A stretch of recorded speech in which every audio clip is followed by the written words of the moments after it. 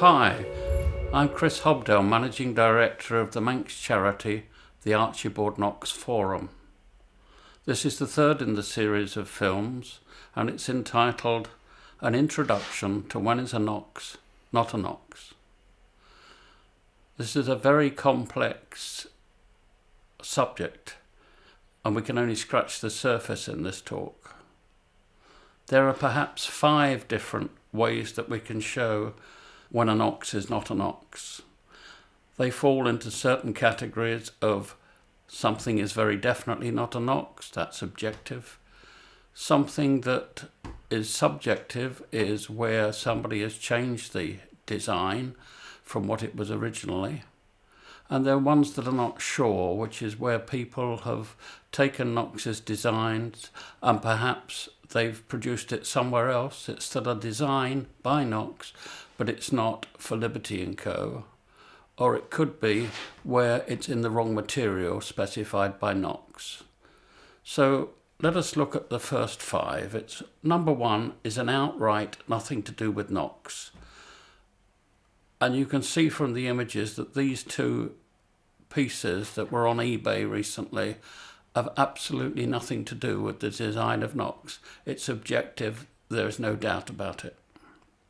Another one is where there's an outright fraud of something being sold that masquerades as a Knox, but actually isn't. If you look on the screen to see the beautiful mirror that's held at the Virginia Museum of Fine Arts in Richmond, Virginia, it's a beautiful piece of Cymric silver and enamel. Next to it, you can see a hideous takeoff. It has hallmarks on it. It's made of very low-grade silver, and the enamels on it are just hideous. So there again, this is objective. Definitely an outright fraud and nothing to do with Knox. The third one, if we look at the first image, is a set or a pair of silver spoons designed by Knox for Liberty & Co. Beautifully done, and next to them you'll see a pair that are in pewter. Knox never intended for them to be made of pewter, they were made for silver.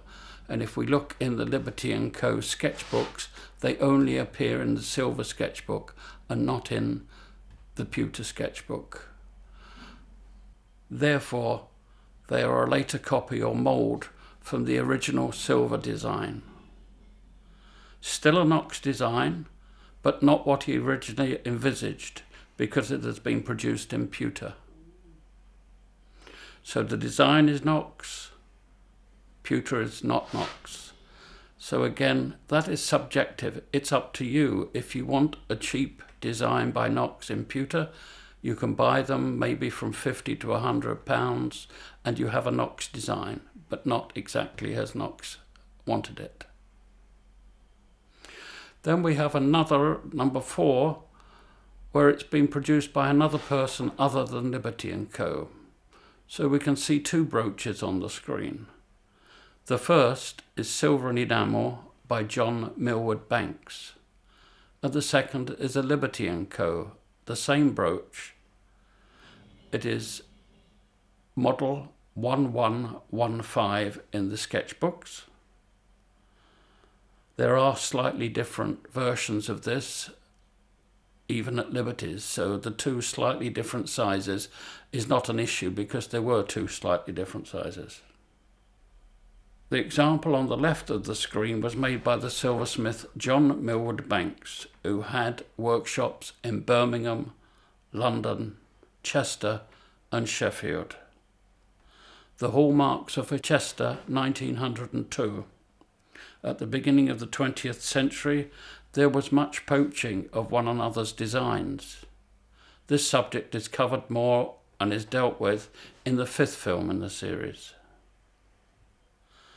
At the end of the day, it is an Archibald Knox design, and I will leave it up to you to decide whether the piece is desirable and maybe even more valuable than the other example, as it has the rare hallmark for Chester.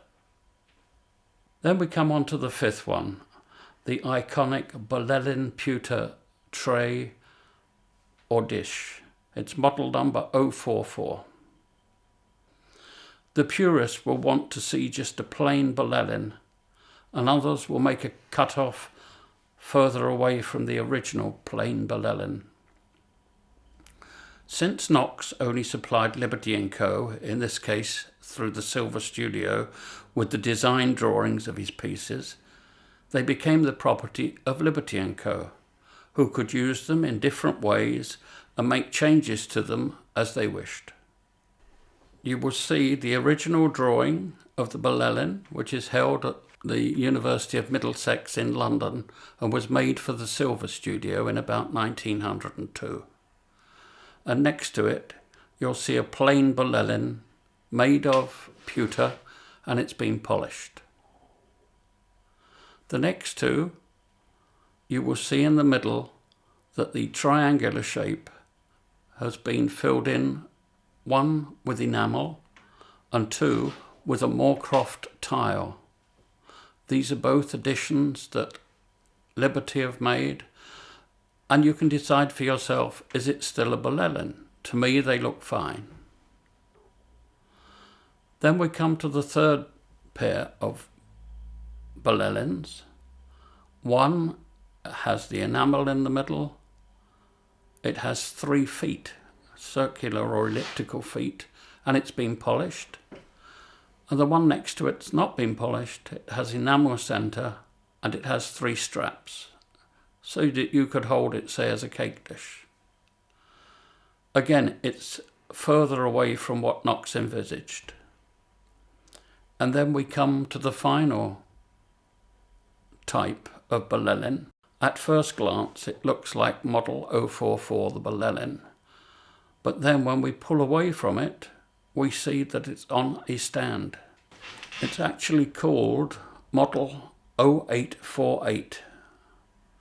And we believe that the stand, where you can see the close-up, may be by Jesse King, who also did designs for Liberty & Co. Where would you draw the line? Would it be at the plain Bolelin? Would it be with the enamels or the Moorcroft? Would it be with the straps, the elliptical feet? Or would it be that you would say, yes, it's still a Knox design, even though it's on a Jesse King stand? It's really up to you.